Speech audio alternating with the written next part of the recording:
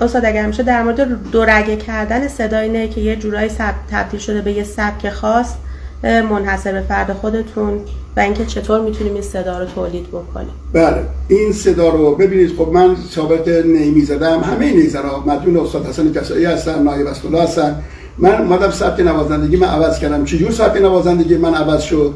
خدا رحمت کنه استاد حنانه رو یک نوار کاست آورد به من داد، گفت اینو گوش کن، این شمشال کردیه، که من این رو گوش کردم و دیدم که چه صداهای عجیب و غریبی از نی در میاره.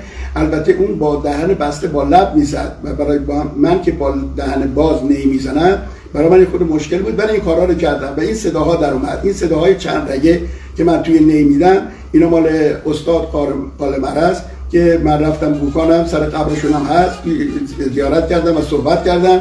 آره این سبک نوازندگی رو از ایشون گرفتم که این صداها رو که عوض میکنیم مال ایشون هست.